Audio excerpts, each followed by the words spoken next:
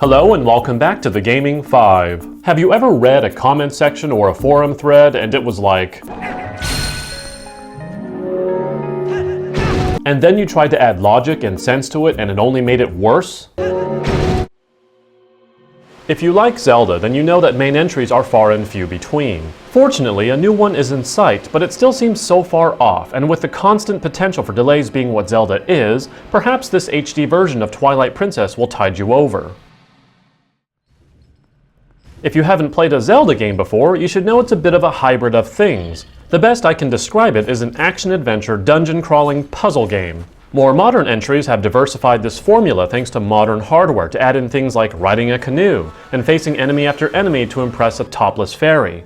But if there's one thing Zelda games are known for, it's collecting. And no matter how it's tweaked, you'll find yourself on the constant prowl to collect things. So if you have an extreme allergy to collectathons, you might want to prepare yourself. On a similar topic, considering the original game is nearly a decade old, comes a minor but still noticeable quibble. Controls are often clunky. Yes, as mentioned, this game is nearly 10 years old, but it's worth mentioning that overall interactions including the camera show their age, and 2016 comes with it different expectations. If you find yourself cursing on occasion at an accidental jump or a misbehaving camera, you're not alone. And yet, if there is one thing to look forward to that never gets old, it's the boss fights. Even now, the boss fights prove themselves to be of a quality and caliber that is still in many ways unmatched by anything other than other Zelda games. But some of you come for the adventure, and with it all the nifty gadgets. And here's where a nice improvement comes in: gamepad usage. The gamepad not only handles real-time gadget swapping, but also a more intelligent minimap. While in the heat of action you're better off pausing the game for gadget swaps, this does give us an idea of how the gamepad will be used in the upcoming Zelda game.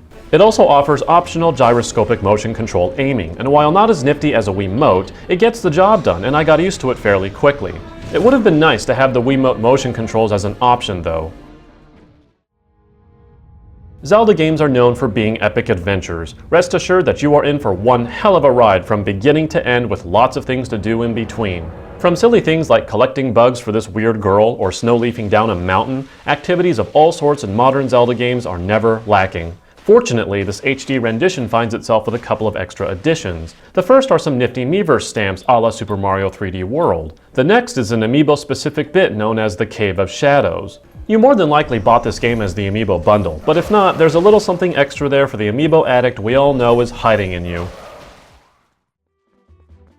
Let's begin with the simple reminder that this game is, as aforementioned a few times, nearly a decade old. Having said that, this HD rendition does not quite make for the most impressive work. In more ways than one, you can simply imagine this as an up-resed, upscaled port. If you play games on PC, you know how graphics options work, and this HD port sees similar things like increased resolution, increased texture resolution, improved reflection mapping, and other minor improvements for those facial close-ups. But at the end of the day, it looks aged no matter how you spin it, and some textures don't make the transition very well. The Wii U is over 3 years old, and at this point a remaster that totally reworks several assets and makes use of the new hardware for Zelda's 30th anniversary is not an unreasonable expectation. One only needs to look at Halo 2 Anniversary as one of the most prime remasters to currently exist.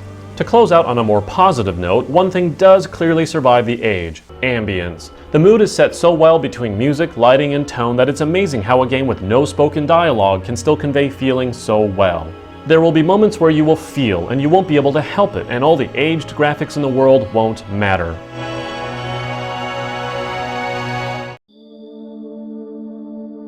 And that last thing is what matters most. Even if the controls are a bit too clunky and the HD tag on the title is but a fairly minor facelift, this game still has the power to move me.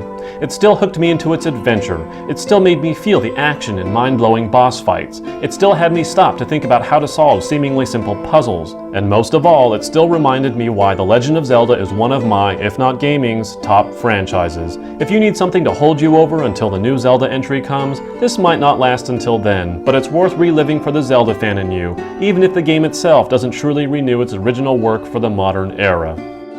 I give The Legend of Zelda Twilight Princess HD a 9 out of 10.